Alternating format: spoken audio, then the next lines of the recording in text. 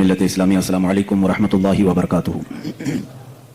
الحمدللہ الحنان المنان الذي خلق الانسان وعلمه البيان والصلاة والسلام على رسوله سيد الانس والجان وعلى آله واصحابه ذوي الخير والاحسان. اما بعد فاعوذ بالله من الشيطان الرجيم بسم الله الرحمن الرحيم. ان الدين عند الله الاسلام. وقال الله تعالى في مقام آخر ومن يبتغي غير الاسلام دينا فلن يقبل منه. صدق الله مولانا العظيم وبلغنا رسوله النبي الامين المتين المختار الكريم ونحن على ذلك لمن الشاهدين والشاكرين والحمد لله رب العالمين. بارگاہ رسالت میں آپ صلی اللہ علیہ وسلم میں درود پاک کا ہدیہ پیش کریں. اللهم صل على سيدنا ومولانا محمد معدن الجود والكرم وآله واصحابه الكرام وابنه الكريم وبارك وسلم صلاة دائمة سرمدا ابدا. اسلام کی فطرت میں قدرت نے وہ لچک دی ہے، اسلام کی فطرت میں قدرت نے وہ لچک دی ہے، جتنا ہی دباؤ گے اتنا ہی وہ ابھرے گا. اسلام تیری نبض نہ ڈوبے گی حشر تک، اسلام تیری نبض نہ ڈوبے گی حشر تک، تیری رگوں میں رواں خون ہے چار یار کا. عزیزان گرامی وقار، آج کی اس محفل پاک میں میں چاہتا ہوں کہ جس دین متین کے ساتھ ہم وابستہ ہیں، جس سچے دین پر ہم آج قائم ہیں، اس کی جامعیت، اس کے کمال اور اس کے شمول کو میں آپ کے سامنے رکھوں کہ اسلام ہے کیا آخر، اسلام کسے کہتے ہیں. اور میرا یہ دعویٰ ہے، بلکہ یہ قرآن کا فرمان ہے. اللہ رب العزت نے فرما دیا کہ دین اگر کوئی ہے تو وہ صرف اسلام ہے. اور اللہ تعالیٰ نے یہ فرمایا جو اسلام کے علاوہ دوسرا دین لے کر آئے گا قیامت کے دن وہ قبول نہیں کیا جائے گا. وَمَن يَبْتَغِ غَيْرَ الْإِسْلَامِ، جو غیر اسلام کی طرف توجہ کرتا ہے اسلام کو چھوڑ کر، فَلَن يُقْبَلَ مِنْهُ، قیامت کے دن ہرگز قبول نہیں کیا جائے گا. وَهُوَ فِي الْآخِرَةِ مِنَ الْخَاسِرِينَ، اور وہ آخرت میں نقصان اٹھانے والوں میں سے ہوگا. اس کا مطلب یہ ہے کہ پورے نوع انسانی جتنے بھی انسان ہیں، آدم علیہ السلام سے لے کر قیامت تک پیدا ہونے والوں کے لیے اگر انسان کے مزاج اور طبیعت سے ملتا جلتا کوئی دین ہے تو صرف اسلام ہے، وہ اسلام ہے. اور اسلام صرف رسول کریم صلی اللہ تعالی علیہ وسلم سے نہیں چلا ہے، بلکہ اسلام آدم علیہ السلام سے ہے. دنیا کا سب سے پہلا دین بھی اسلام ہی ہے. یہ ہمارا دعویٰ ہے، کیونکہ جس دین کی دعوت دینے کے لیے آدم علیہ السلام تشریف لائے وہ بھی عقیدہ وحدانیت ہی ہے. اللہ ایک ہے، رب العزت پر ایمان لانا اور آخرت پر ایمان لانا، یہ دو ایسی چیزیں ہیں جو سارے نبیوں نے اس کی دعوت دی ہے. سارے نبیوں نے اس کا انکار کوئی بھی نبی کی شریعت نہیں کر سکتی. آج بھی یہودی ہوں عیسائی ہوں، ان کی بھی کتابوں میں اور ان کے دین میں یہ بات ہے خدا پر ایمان لانا ہے اور آخرت پر ایمان لانا ہے. آج وہ بھی خدا کو مانتے ہیں لیکن اس کے ساتھ کسی اور کو بھی شریک کر لیتے ہیں. آخرت کو وہ بھی مانتے ہیں. یہ دو چیزیں ایسی ہیں جس کی دعوت سارے نبیوں نے دی ہے. آج میں آپ کے ذہن کو قریب کرنا چاہتا ہوں، کیا ہمارے لیے یہ بات ضروری نہیں ہے کہ ہم جس دین پہ چل رہے ہیں، جس اسلام پر ہماری پوری زندگی چل رہی ہے، اس اسلام کے کمال اور اس کی خصوصیات کو بھی تو میں پہچان لوں. آج حال یہ ہے کہ ہم مسلمان گھر میں پیدا ہو گئے، اس لیے کبھی سوچا ہی نہیں کہ اسلام ہے کیا. ہونا یہ چاہیے. میں سمجھتا ہوں کہ کئی ایسے نان مسلم ہیں جو یورپین کنٹریز میں ہوں یا امریکہ افریقہ وغیرہ کے جو تحقیق کرنے والے لوگ ہیں، وہ مسلمان بچوں سے زیادہ انہوں نے اسلام کو پڑھا ہے، کیونکہ وہ مسلمان تھے نہیں. انہوں نے اسلام کو بہت باریکی سے پڑھا اور تب جا کر کے وہ اسلام قبول بھی کیا اور ان کو اسلام کی اہمیت کا اندازہ بھی ہے. آج میں یہ باتیں آپ کے سامنے اس لیے کرنا چاہتا ہوں کہ ہمارا کوئی بھی بچہ یہ نہ سمجھے کہ کوئی ہلکا پھلکا دین ہے جو محلے سے چلا ہے. اگر یہ ہلکا پھلکا دین ہوتا تو 14 صدیوں تک چل بھی نہیں سکتا. بہت ساری جماعتیں آئیں، بہت ساری سوسائٹیاں آئیں، لیکن ان کا زمانے کے ساتھ وجود ختم ہو گیا. تنظیمیں، تحریکیں، کمیٹیاں، یہ سب وجود میں آتی رہتی ہیں.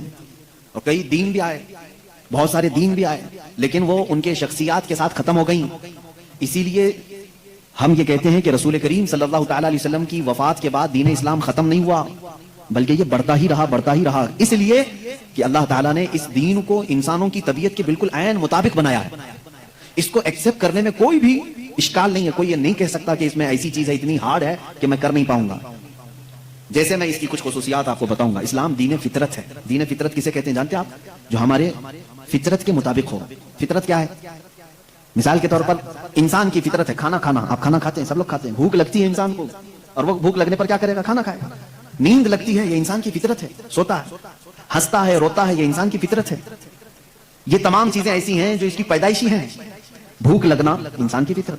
اب اگر میں آرڈر دے دوں کہ تم دن بھر بلکہ 1 مہینے تک 2 مہینے تک چھو بھی نہیں سکتے کھانے کو، تو اس کا مطلب کیا ہوا؟ میں نے فطرت کے خلاف بات کی، انسان کی فطرت کے خلاف. آپ کو میں یہ کہوں کہ تم 48 گھنٹے تک سو نہیں سکتے، پلک جھپک نہیں سکتے، تو گویا کہ میں نے فطرت کے خلاف بات کیا. انسان کی فطرت اس کو ایکسپٹ نہیں کرے گی، کیونکہ اس کی طبیعت میں سونا ہے، آرام کرنا ہے، پیدائشی ہے. تو اسلام نے ایسا کوئی بھی حکم اپنے ماننے والوں پر نافذ نہیں کیا جو اس کی فطرت کے خلاف ہو. اس کی فطرت کے خلاف کوئی بھی حکم نہیں ہو. ہاں لیکن دوسرے لوگوں نے فطرت کے خلاف بہت ساری چیزیں عائد کی ہیں اپنے ماننے والوں پر.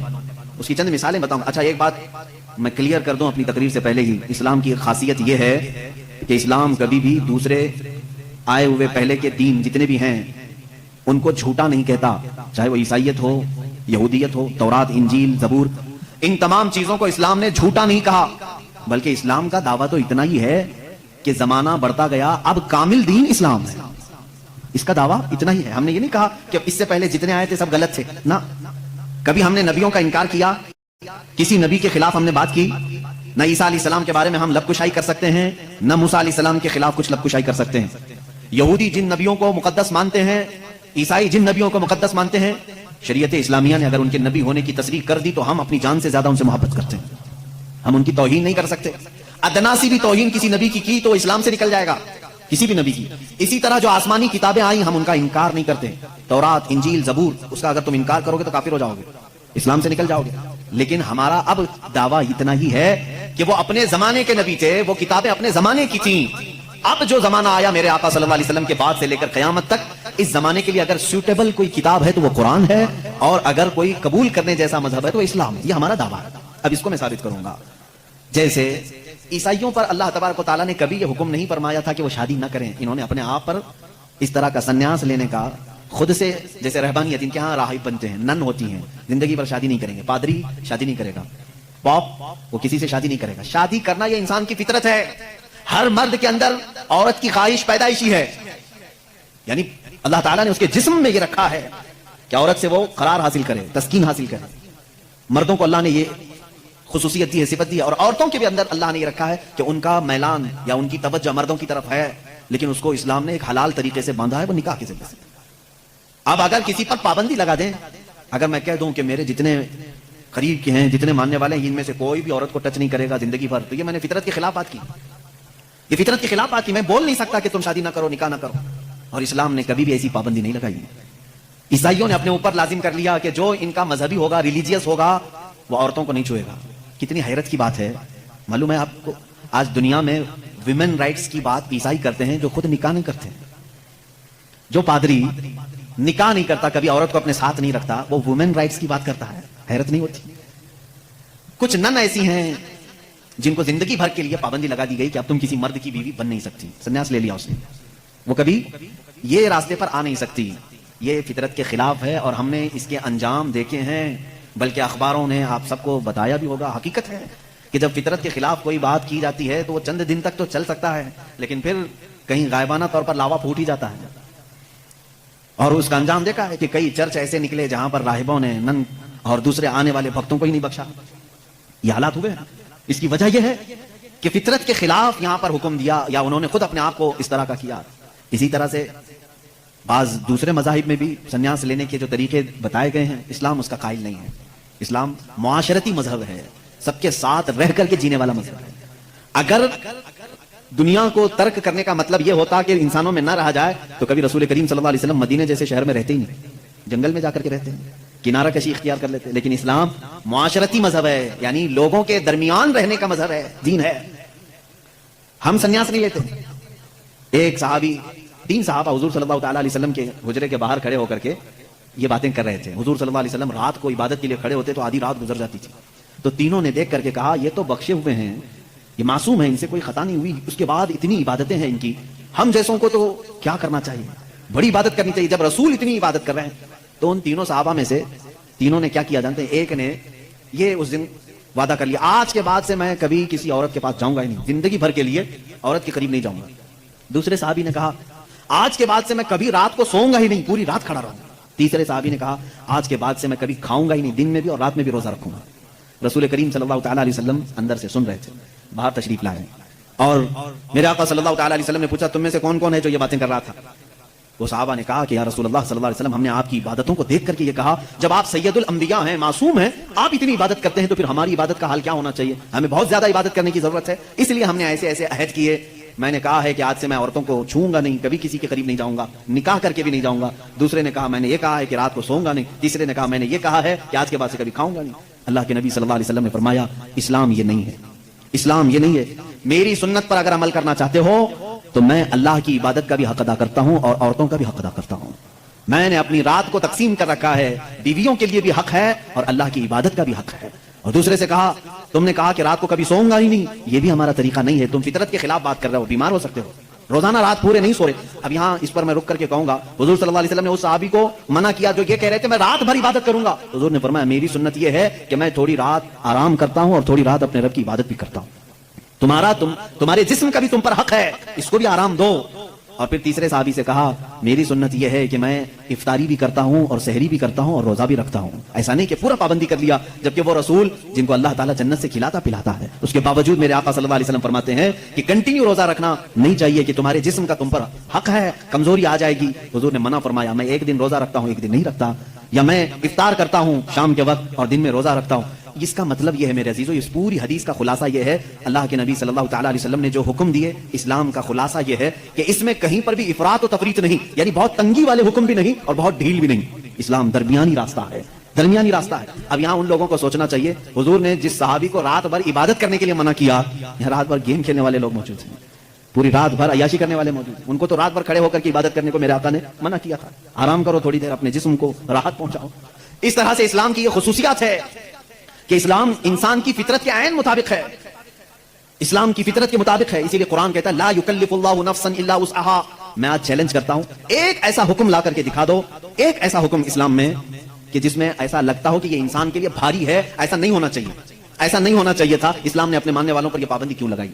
ان کے پاس کیا ہے معلوم ہے؟ مخالفین اسلام کے پاس اگر وہ لائیں گے کوئی چیز تو یہ کہیں گے کہ اسلام سال میں ایک مرتبہ پورے مہینے بھر لوگوں کو بھوکا کیوں رکھتا ہے، بھوکا کیوں رکھتا ہے، جبکہ یہ انسان کی فطرت کے خلاف ہے، انسان کھانا پانی پسند کرتا ہے اور آپ اس کے کھانے پانی کو روک رہے ہیں۔ تو میں پہلا جواب تو یہ دوں گا کہ روزے رکھنے سے کتنے مسلمان مر گئے؟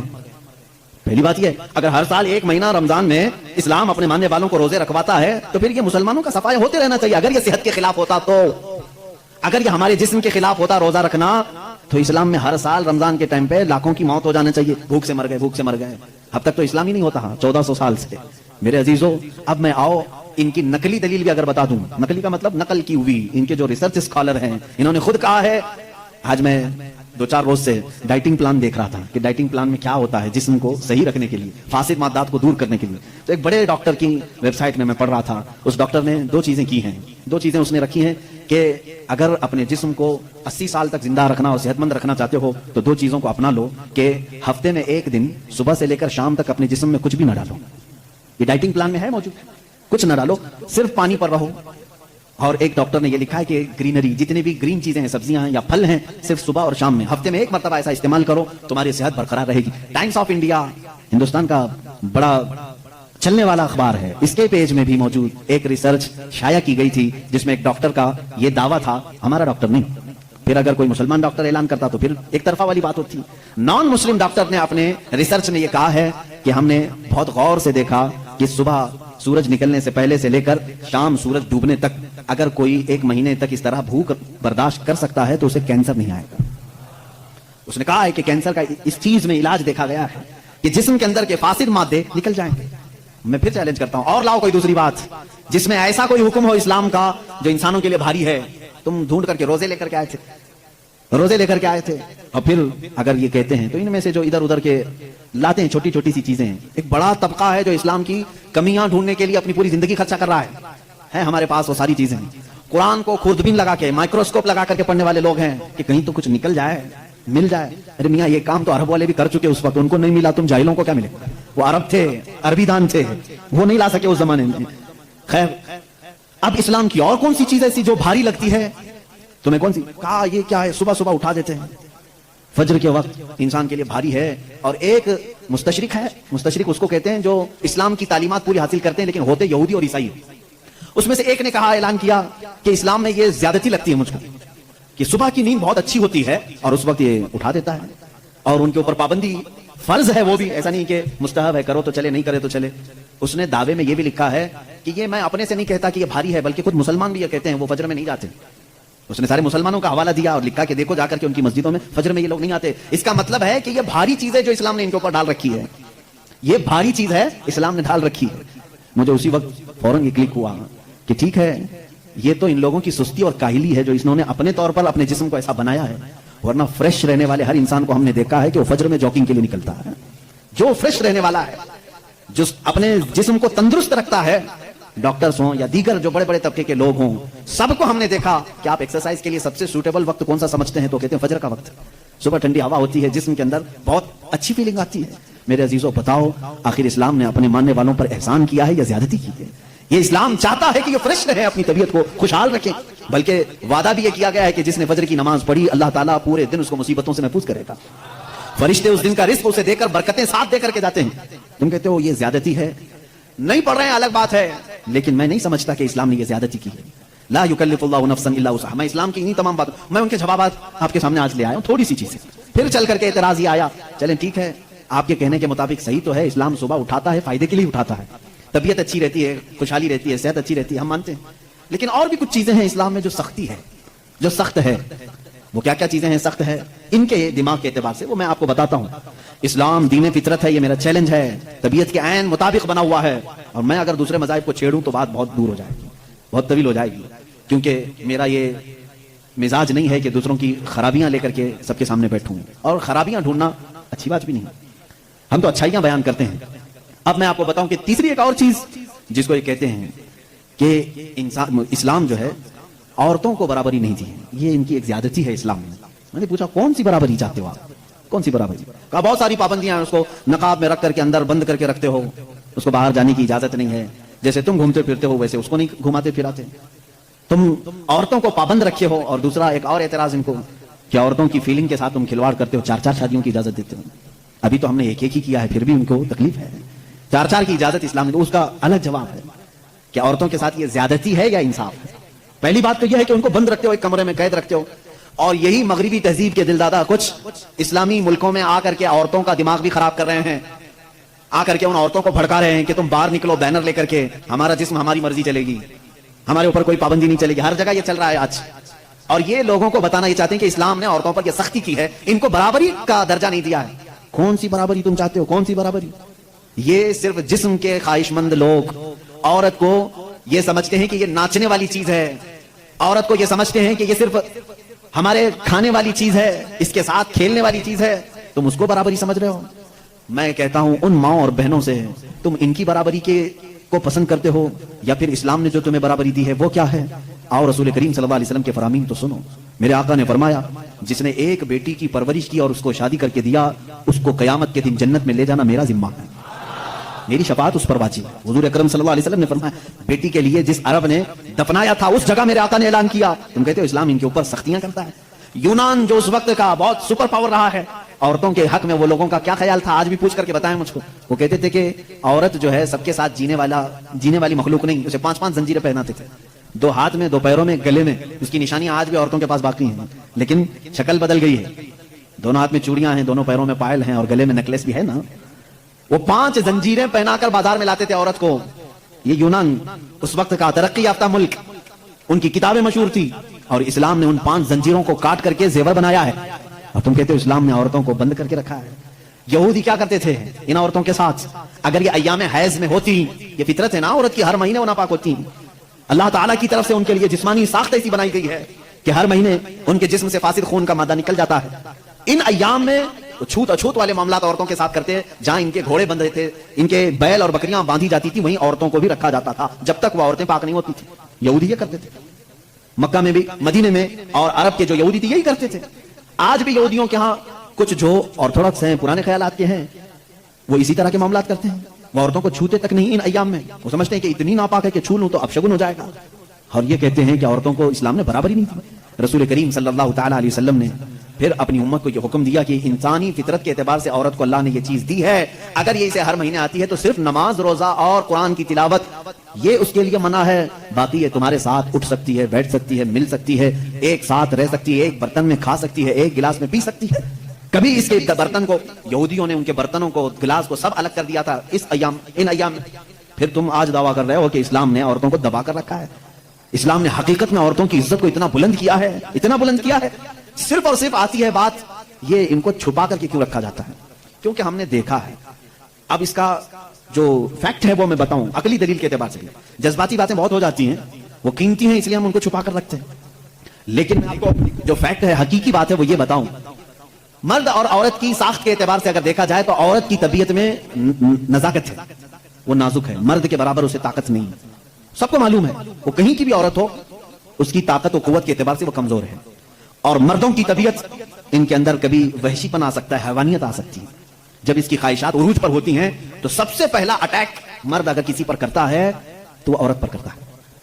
مرد اگر اس کو کھلا چھوڑ دیا گیا اور حیوانیت آ گئی تو اپنی خواہشات کو بجھانے کے لیے سب سے پہلا حملہ کس پر کرتا ہے؟ عورت پر کرتا ہے. اس کی زندہ مثالیں آج ہم دیکھ رہے ہیں. جہاں کسی تنہا عورت کو 4 گنڈوں نے پا لیا تو اس کے ساتھ کیا کرتے ہیں؟ کتے بھی اس طرح سے نہیں کرتے جس طرح سے یہ کر جاتے ہیں. اس کے ساتھ ریپ بھی کیا, زنا بھی کیا, خواہشیں پوری کی اور اس کو پھاڑ کر کے بھی پھینک دیا. جانور کوئی ایسا کرتا ہے؟ جانور بھی اس طرح سے نہیں کرتا. اس کا مطلب یہ ہے, رپورٹ یہ بتاتی ہے پوری دنیا کی کہ مرد کے اندر اگر شہوت کا غلبہ زیادہ ہو گیا اور اس وقت عورت اسے سامنے نظر آ گئی تو پھر یہ اپنی حیوانیت پر اتر کر سکتا ہے, اس کا ریپ بھی سب کچھ کر سکتا ہے. اس لیے اسلام نے ہمہ وقت عورتوں کو کہا کہ پتہ نہیں کہاں درندے ہیں, تم ہمیشہ اپنے آپ کو محفوظ رکھو. یہ نہیں کہ پکنک پر جاؤ تو ناک پر اسکارف لگا لو, یہاں برے لوگ ہیں, خالی یہی کپل اچھے ہیں, دوسروں کی نظر پڑ جائے گی. اسلام نے ہر وقت کے لیے عورت کو یہ کہا ہے کہ تو اپنی حفاظت کی ذمہ داری خود رکھ لے, اس لیے کہ تیرے جسم کو دیکھنے کے بعد کئی ایسے مرد ہیں جن کی خواہشات انگڑائیاں لیتی ہیں اور پھر وہ حملہ کر سکتے ہیں. تمہاری جان کا بھی خطرہ ہے اس میں, صرف عزت لوٹنے کا نہیں, جان کا خطرہ ہے. ریپ کے بعد قتل ہوتے ہوئے نہیں دیکھے, ابھی سال نہیں گزرا ہوگا حیدرآباد میں, دلی میں کتنے واقعات ہوئے اچھے پڑھی لکھی لڑکیوں کے ساتھ, اچھے بڑے گھر کی لڑکیوں کے ساتھ. یہ معاملات ہوئے کہ نہیں ہوئے؟ اب یہ جب ہم جواب دیتے ہیں تو وہ یہ کہتے ہیں کہ مردوں کو آپ تلقین کریں کہ وہ عورتوں کو چھیڑ چھاڑ نہ کریں. یہ تو ایسی بات ہو گئی کہ گوشت کو کھلا رکھ کر کے کووں کو نصیحت کرو, بیٹا اچھے سے رہو, اخلاق میں رہو. ارے کوا ہے, وہ گوشت کھلا رکھا ہے, ہم کووں کو سدھار نہیں سکتے لیکن گوشت کو ڈھک تو سکتے. ہمارے پاس یہی فارمولا ہے, ہم کہاں پوری دنیا کے مردوں کی آنکھوں کو سنبھالیں. حالانکہ قرآن نے ہر مومن کو کہا ہے وَقُلْ لِلْمُؤْمِنِينَ يَغُضُّوا مِنْ أَبْصَارِهِمْ, اے محبوب سارے ایمان والوں سے کہہ دیں کہ وہ اپنی آنکھیں نیچی رکھیں. اسلام نے سمجھا تو دیا ہے مردوں کو, لیکن ان کی سیکورٹی کا بھی اہتمام کیا ہے, جس کو یہ سمجھ رہے ہیں کہ یہ پابندی بہت زیادہ ہے, بہت مشکل ہے, یہ پابندی ہے بہت زیادہ مشکل ہے. جن لوگوں نے کہا تھا کہ یہ اسلام کی زور زبردستی عورتوں کو اتنا قید کر کے رکھتے ہیں, بیچارے آج 12-12 گھنٹے ہاسپٹل میں پورا کا پورا نقاب پہنے ہوئے ہیں, پورا کا, اور ایسا نقاب پہنے ہوئے ہیں کہ ہوا بھی آنا مشکل ہو جاتی ہے. اور ہم تو برقعے بیچنے والے مشہور تھے, برقعے بیچنے والے مشہور تھے, آج پوری مغربی دنیا مشہور ہو گئی. پی پی کٹ نام رکھا ہے, تم نے برقعے ہی بیچ رہے ہو. بیچ رہے, ہم تو صرف حفاظت عورتوں کے جسموں کی کر رہے تھے, تم نے تو برقعہ مردوں کو بھی پہنا ہے, سب کو پہنا ہے. اب ان سے پوچھو کیوں, اب سختی نہیں ہے یہ, کسی کے جسم کو اتنا ڈھانک کر کے رکھنا یہ زور زبردستی نہیں ہے.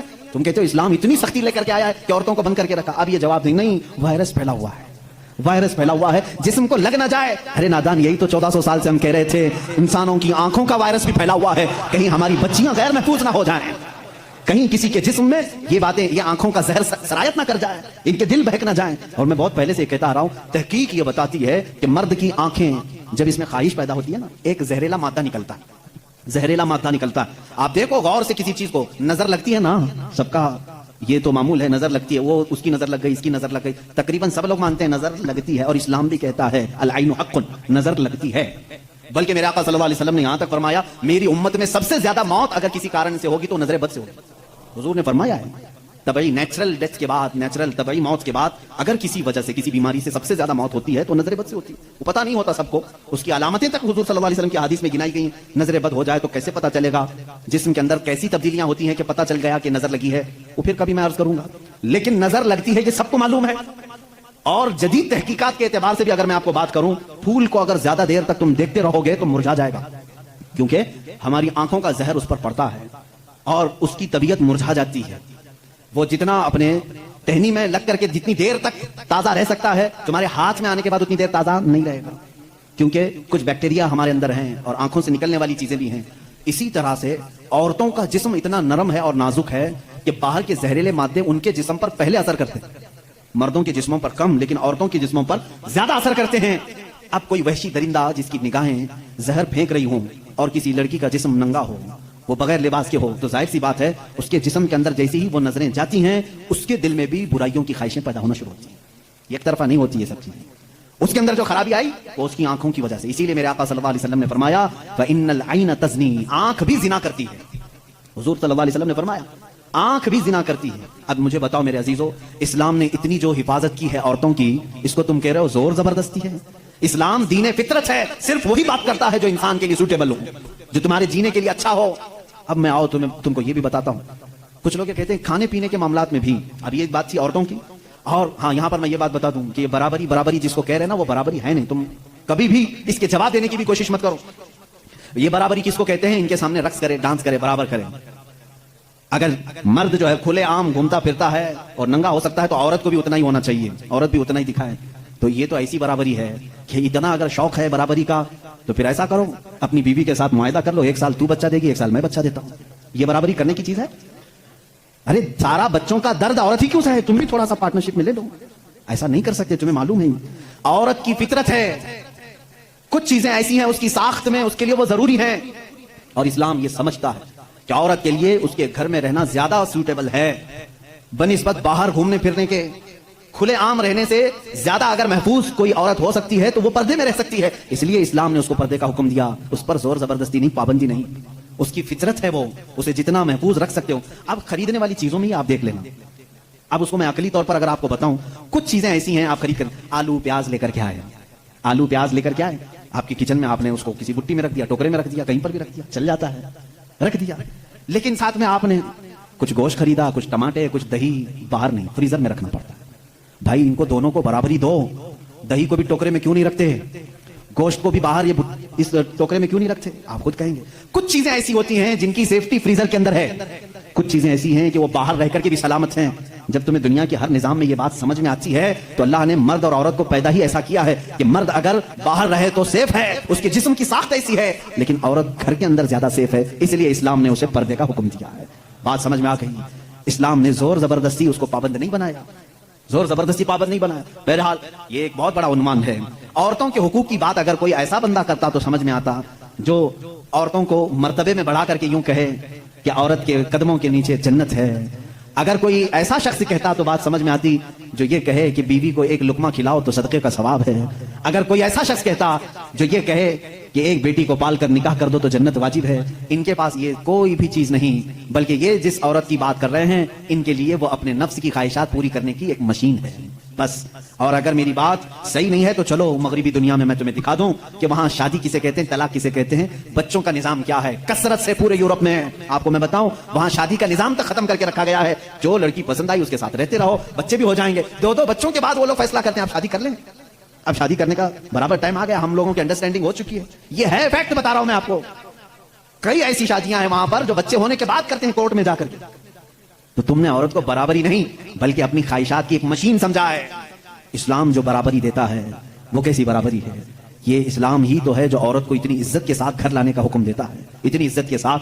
अगर उसको कुछ खुराफाती लोगों ने बुरा कर दिया तो अलग बात है, बल्कि हमारे यहाँ जो निकाह का सिस्टम है वो इतना पाकीज़ा है कि मर्द को कहा गया है कि औरत के आने से पहले अपने घर का इंतजाम हो जाए। वो कहाँ ला करके रख रहा है, बल्कि औरत को इसी तरह से भगा कर लाने का निजाम इस्लाम में नहीं है, बल्कि औरत के लिए एक बाज़ाब्ता पूरी महफिल का इनेकाद होता है, उसकी रजा पूछी जाती है। पहले उससे पूछा जाता है तू राजी है या नहीं। बहुत सारे ऐसे दीन हैं, बहुत सारे ऐसे रिलीजन हैं, मैं नाम फिर नहीं जिक्र कर रहा हूं, जहां पर औरतों को इजहार राय का हक ही नहीं। उनके बड़े जो फैसला कर लिए वो हो गई बात। चाइना में बहुत सारे ऐसे कबीले आज भी हैं जहां उनके माँ बाप अपनी बच्चियों को ले जाकर किसी के भी कोठे पर छोड़ जाती हैं, जहां उन्हें पसंद आ जाए। इस्लाम औरत की इज्जत इतनी देता है, जब तक वो अपनी रजा का इजहार नहीं करती, काजी की मजाल नहीं कि वो निकाह पढ़ा सके। हम खुद खड़े रहते हैं जब तक इजाजत नहीं आती। पहले हम औरत की इजाजत लेकर के आते हैं और फिर औरत को उसका हक महर देने का हुक्म भी मर्द को दिया गया है कि वो तुम्हें अपनी जिंदगी छोड़कर आ रही है, अपना घर छोड़ करके आ रही है, उसका हक महर अदा करो। और लाने के बाद जानते हैं मेरे आका सल्लल्लाहु तआला अलैहि वसल्लम की तालीमात क्या है? अल्लाहू अकबर। हुजूर अकरम सल्लल्लाहु अलैहि वसल्लम ने ताकीद के साथ फरमाया है कि औरतों के साथ सख्ती ना करो। अपने आखिरी खुतबे में हुजूर ने अरफात के मैदान में ये बात तक फरमाई, औरतों के मामलात में अल्लाह से डरो, हद से ज्यादा ना बढ़ो, औरतों के साथ इतनी सख्ती ना करो। मारने को मना किया, कभी इनके चेहरे पर ना मारना, कभी इनके खानदान को ताना ना मारना, कभी इनको इतनी बुरी गाली ना देना कि दिल टूट जाए। ये तमाम अहकाम इस्लाम ने इसी औरत की इज्जत ही के लिए तो दिए हैं। और फिर जिस वक्त वो आए, बुजुर्गों ने ये रिवाज भी रखा है कि हम अपनी बेटियों को अपने घरों से कुरान पाक देकर के रुखसत करते हैं, कुरान के साथ उसे भेजते हैं। और घर लाने के बाद जानते हैं, ये आला हज़रत रज़ियल्लाहु तआला अन्हु ने लिखा भी है। आला हज़रत फरमाते हैं जब नई दुल्हन घर में आए तो उसके पैरों का धुवन जो है वो अगर घर के चारों कोनों में डालो तो बरकत आए। वो आ रही है, अपना रिस्क लेकर के आ रही है, अपना रिस्क लेकर के आ रही है। यहां तक हमारे लिए कहा गया, बल्कि दूल्हे को ये भी कहा गया, इसी ये बयान में सारी बातें नौजवानों को समझ में भी आ जाएगी। निकाह की पहली रात उसे कहा गया कि तू अपने घर लाया है दुल्हन को, तो सबसे पहले उसके ही दुपट्टे को तू मुसल्ला बना और उस पर सजदा कर। ये हुक्म है। औरत की इज्जत ना होती तो हम मुसल्ला बनाते उसके दुपट्टे को। पहली रात कहा गया है। ये और बात है कि मालूमात नहीं है नौजवानों को कि शादी के बाद पहली रात, ये भी सीखने की जरूरत है। उलमा से ये तमाम चीजें पूछ लेना चाहिए जिसकी शादी हो रही है। दुल्हन आ रही है तो हम उसकी इज्जत ही के लिए तो ये तमाम काम कर रहे हैं। और उसके बाद हुक्म ये दिया गया कि सबसे पहले उसके साथ बातचीत की शुरुआत करने से पहले उसकी पेशानी पर हाथ रखकर अल्लाह की बारगाह में ये कहो, ऐ अल्लाह, इसके अंदर जितनी तूने अच्छाइयां रखी हैं वो सब अच्छाइयां मुझे अता कर दे, और जितनी इसके अंदर बुराइयां हैं उन तमाम बुराइयों से मुझे तू बचा दे। यहां से तू शुरुआत कर। जाहिर सी बात है, मैंने उस वक्त महसूस किया, चंद दिनों पहले एक नौजवान को तलकीन कर रहे थे, पेशानी पर जहां बाल उगते हैं वहां हाथ रख करके दुआ करना। तो उसने पूछा कि हजरत दुआ तो ऐसी कर सकते हैं, पेशानी पर क्या? मैं भी चौंक गया। इसको मैं बताऊं, मेरे एक उस्ताद से मैंने पूछा क्या ऐसा है कि अपनी दुल्हन की पेशानी पर हाथ रख करके इस तरह दुआ करना चाहिए? उन्होंने कहा हाँ है। दुआ तो कैसे भी करें, हाथ ना रखें और हाथ छोड़ें, हाथ उठाएं, सब दुआ अल्लाह सुनता है, लेकिन इसलिए पेशानी पर रख करके दुआ करने के लिए कहा गया कि वो आज अपने वालिदैन को छोड़ करके आई है, उसके वसीले से अल्लाह जल्दी दुआ कबूल करेगा। उसका दिल मगमूम है, वो गमगीन है, और गमजदा लोगों के साथ मेरा मौला है। वो अपने वालिदैन को छोड़ करके तेरे घर आई है, वो मगमूम है, बहुत गमजदा है। आज उसकी पेशानी पर हाथ रख करके दुआ करो। मेरा उसी दिन ये जहन समझ गया कि इस्लाम ने औरत को वो मकाम दिया है, वो इज्जत दी है। हमने उसको अपने जिस्मों को सुकून पहुंचाने वाला आला नहीं समझा, मशीन नहीं समझा, बल्कि हकीकी मुस्लिम वो है जो अपनी औरत की इज्जत भी करे, एहतराम भी करे। अल्लाह के रसूल सल्लल्लाहु अलैहि वसल्लम ने जो फरामीन दिए हैं, अजीज़ान गिरामी